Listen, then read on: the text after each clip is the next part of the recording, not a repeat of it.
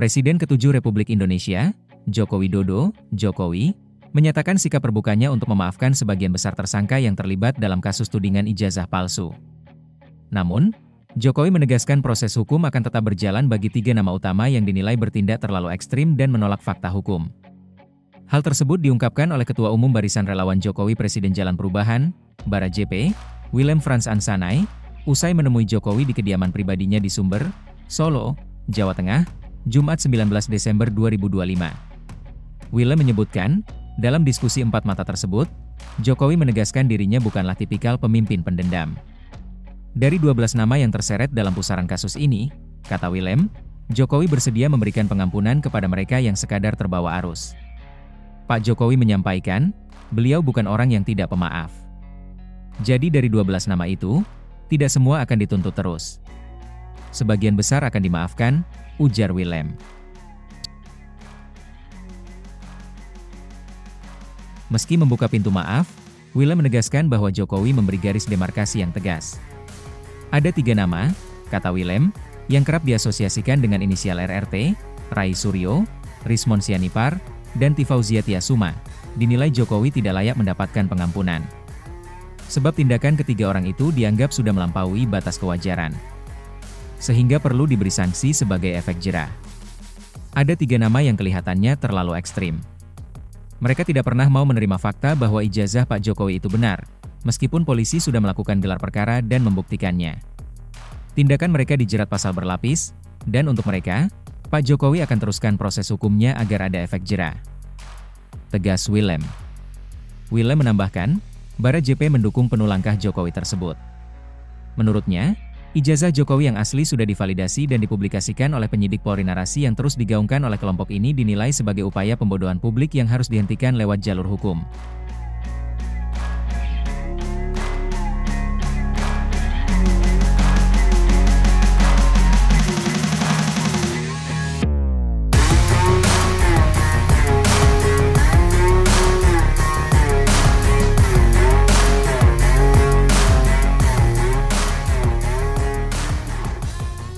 Mantan Wakil Kepala Polisi RI, Wakapolri, Komjen Pol, Purnawirawan, Oegroseno menanggapi polemik ijazah mantan Presiden RI Joko Widodo, Jokowi, yang masih berlarut-larut.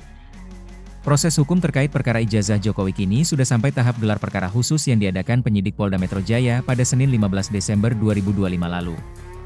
Dalam gelar perkara khusus tersebut, penyidik memperlihatkan ijazah milik Presiden RI ke-7 itu yang sebelumnya telah mereka sita sejak 23 Juli 2025 sebagai alat bukti.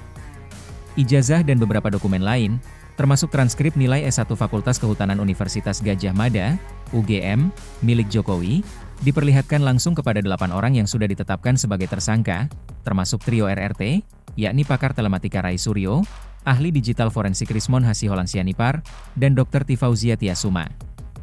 Gelar perkara khusus ini akhirnya diadakan setelah pihak RRT 2 kali mengajukan permintaan gelar perkara khusus pada 21 Juli 2025 dan 20 November 2025.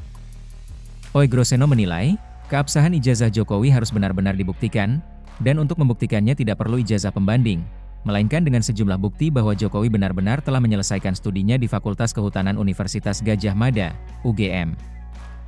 Pria kelahiran Pati, Jawa Tengah 17 Februari 1956 itu menilai, langkah polisi yang memperlihatkan ijazah Jokowi selama beberapa menit saat gelar perkara khusus lalu tidak serta-merta bisa membuktikan keasliannya.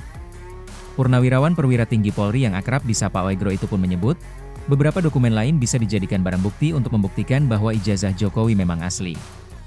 Yakni, transkrip nilai, laporan kuliah kerja nyata, KKN, SK Yudisium, hingga skripsi. Hal ini disampaikan Oegroseno saat menjadi tamu dalam podcast yang diunggah di kanal YouTube Abraham Samad Speak Up pada Sabtu 20 Desember 2025.